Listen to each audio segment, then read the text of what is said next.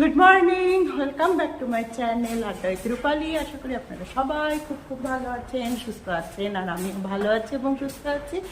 আর আজকে দিদির বাড়ি থেকে আমরা সবাই মিলে যাচ্ছি হচ্ছে পিকনিকে। তো রেডি সবাই নিচে নেমে গিয়েছে আর আমি এখন বেরোচ্ছি। তো ঠিক আছে, পিকনিক স্পটে গিয়ে আবার দেখা হবে, আবার কথা হবে। তাহলে আপনারা আমার সাথে থাকুন আর আপনারাও আমার সাথে পিকনিকে চলুন। আর এই যে এক এক করে বের হচ্ছে। আমি লাস্ট ক্যান্ডিডেট না, এখন আমার ভাইয়ের বউ আর আমার দিদি লাস্ট ক্যান্ডিডেট।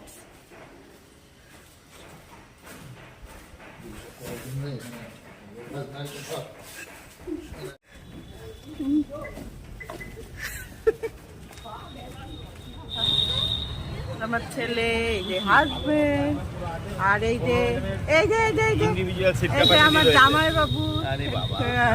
হ্যাঁ, একটু হাত দেখাও আমার বন্ধুদের, একটু হাত দেখাও। হ্যাঁ, আর এই যে আমার ছোট ব্লগার গপু, একটু হাত দেখাও আমার বন্ধুদের। হ্যাঁ,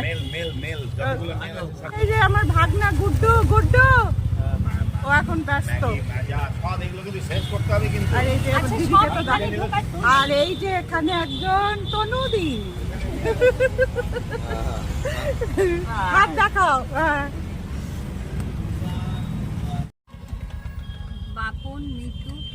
আর এই যে আমরা সবাই গাড়িতে উঠে গেলাম, আর দুই ভাগে ভাগ হয়ে আমরা গাড়িতে উঠলাম। সামনের গাড়িতে কিছুজন উঠেছে আর পিছনের গাড়িতে আমরা উঠেছি। তো এইভাবেই আমরা সবাই রওনা দিয়ে দিলাম। এই গাড়িতে আছে হচ্ছে আমি, দিদির ছেলে আর মাসি, এই কয়জনে মিলেই আমরা যাচ্ছি। আর বন্ধুরা, ভিডিওর শুরুতেই বললাম যে আমরা পিকনিকে যাচ্ছি, কিন্তু কোথায় যাচ্ছি সেটা যদিও বলি নাই, কিন্তু আপনারা থাম্বনেল দেখে নিশ্চয়ই বুঝতে পেরেছেন যে আমরা কোথায় যাচ্ছি। তো আমাদের গাড়িটা এখন চালাচ্ছে হচ্ছে দিদির ছেলে, আর এই যে আমরা বেশ আনন্দ করতে করতেই এগিয়ে যাচ্ছি আমি আর দিদি। আর হচ্ছে আমরা যাচ্ছি হচ্ছে গৌড়, আদিনা, এগুলো ঘুরবো আর কি। দেখা যাক কতটা কি পারি। মানে যেহেতু শীতকালে বেরিয়েছি সেই কারণেই বললাম যে আমরা পিকনিকে যাচ্ছি। যদিও খাওয়া দাওয়া আমরা বাইরেই কোনো একটা হোটেল বা রেস্টুরেন্টে কোথাও করব। তো মাসিও দেখি বেশ তালে তালে নেচে যাচ্ছে। তো বন্ধুরা, ঠিক আছে, চলুন আপনারাও আমার সাথে এগিয়ে চলুন আর দেখি কতদূর কি আপনাদের সাথে শেয়ার করতে পারি।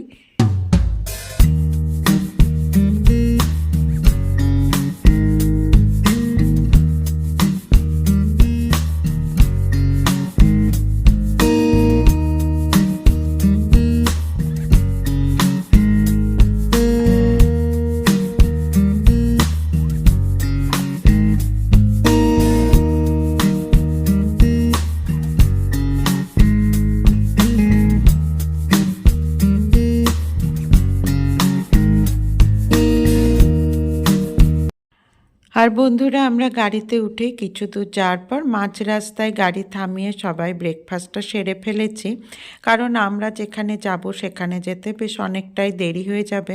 তো সকলেরই মোটামুটি খিদে পেয়ে গিয়েছিল, তো সেই কারণে আমরা ব্রেকফাস্টটা সেরে ফেলেছি।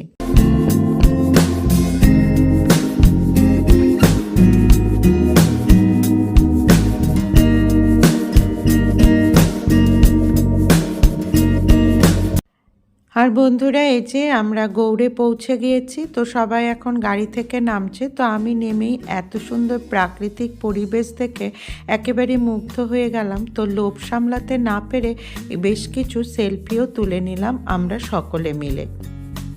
আর গৌড়ে এসে আমরা যেই দর্শনীয় স্থানটিতে প্রথমে প্রবেশ করলাম সেটি হলো কদম রসুল মসজিদ।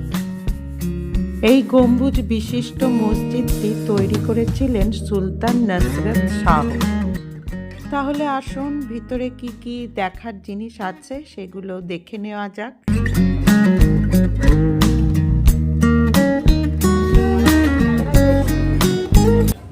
আর বন্ধুরা, এখানে যে সমাধিটি দেখতে পাচ্ছেন, এই সমাধিটা হলো ফতে খাঁর সমাধি।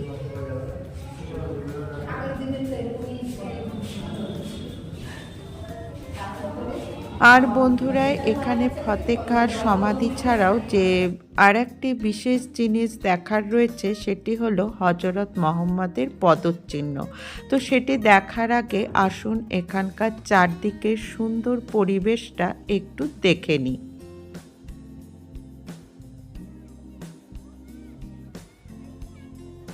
আর বন্ধুরা হজরত মোহাম্মদের যে পদচিহ্নের কথা বললাম সেটাই এখন আমরা দেখার জন্য এখানে প্রবেশ করলাম। পদচিহ্ন বাদশাহ হোসেন শাহ মক্কা গেছিলেন, সেখান থেকে নিয়ে এনে প্রতিষ্ঠান করেছেন, নাম দেওয়া হয়েছে কাদেম রসুল মসজিদ। কি নাম হয়েছে? কাদেম রসুল মসজিদ। এটা মসজিদের কদমের রসুলের কদম মসজিদে আছে। গুড।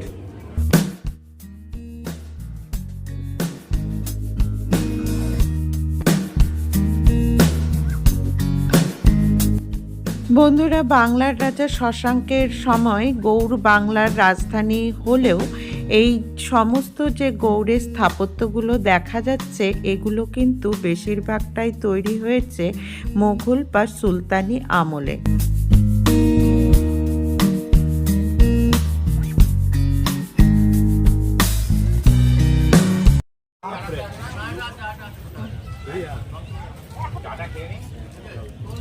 এখন এখানে খাওয়া দাওয়া হচ্ছে। কি খাওয়া হচ্ছে? নিমকি। নিমকি আছে দেখি হাতে। হ্যাঁ, আর চিপস, আঙ্কেল চিপস। আর কি হবে খাওয়া? আর হবে চা।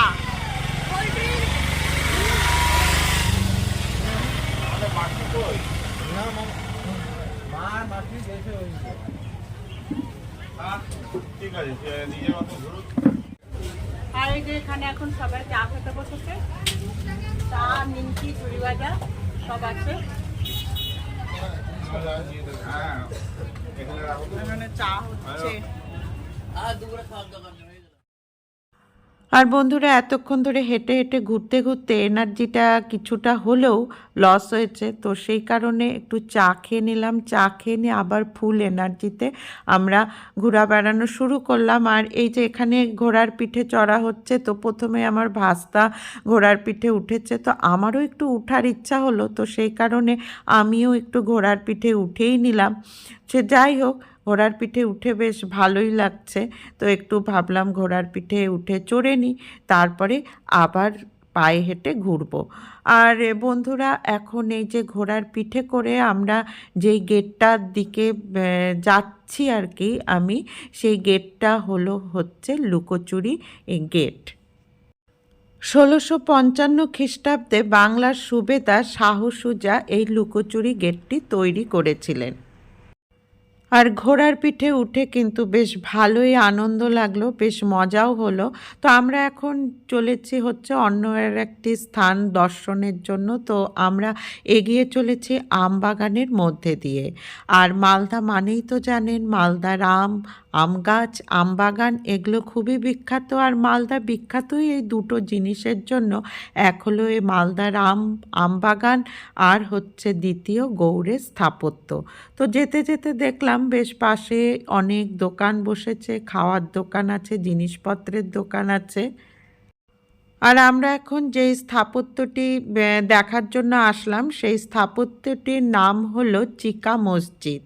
এখানে নাকি আগে অনেক চিকা ছিল, সেই কারণেই এই মসজিদটার নাম চিকা মসজিদ, যদিও এটা পরে কারাগারে পরিণত হয়েছিল। আর এই গৌড়ের যত স্থাপত্য আছে তার মধ্যে নাকি এই চিকা মসজিদটি হলো সবথেকে বিখ্যাত স্থাপত্য।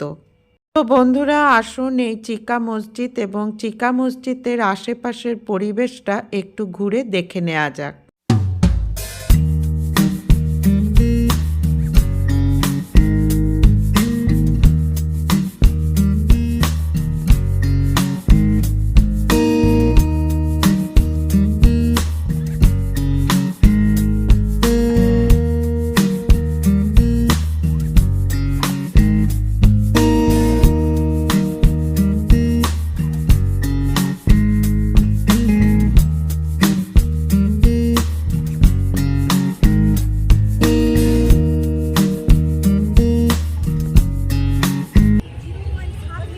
আমাদের গৌড় ঘোরা হয়ে গেল, এখন যাচ্ছি হচ্ছে আদিনাতে ঘুরতে। জানি না আদিনায় ঢুকতে পারবো কিনা, কারণ শুনছি আদিনা নাকি 3টা-4টার মধ্যেই বন্ধ হয়ে যায়।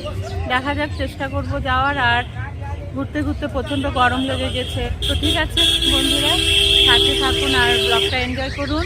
আর হচ্ছে মানে ভালো লাগলো, খুব ভালো লাগলো গৌড়টা দেখতে, খুবই সুন্দর লাগলো। তো ডিটেলসও তো আমি ব্লগে আপনাদের সাথে শেয়ার করবই। তো ঠিক আছে, সাথে থাকুন, ব্লগটা এনজয় করুন। আর বন্ধুরা, আমরা এখন এগিয়ে চলেছি আদিনার দিকে, কিন্তু আদিনার দিকে যাওয়ার আগেই আমরা গৌড়ের আরও কিছু স্থাপত্য আছে যেগুলো দেখার জন্য এগিয়ে চলেছি, কিন্তু সেই সমস্ত দর্শনীয় স্থানগুলো আজকের এই ভিডিওতে আপনাদের সাথে শেয়ার করতে পারছি না, কারণ তাতে ভিডিওটা অনেকটাই বড় হয়ে যাবে। তো সেই সমস্ত দর্শনীয় স্থানগুলি আমি আপনাদের সাথে পরবর্তী ভিডিওতে শেয়ার করব। তো আজকের মতো ভিডিওটি এখানেই শেষ করব। পরবর্তীতে আবার আসবো নতুন আর একটি ভিডিও নিয়ে। আর এতক্ষণ ধরে আমার সাথে থাকার জন্য আপনাদেরকে অসংখ্য ধন্যবাদ।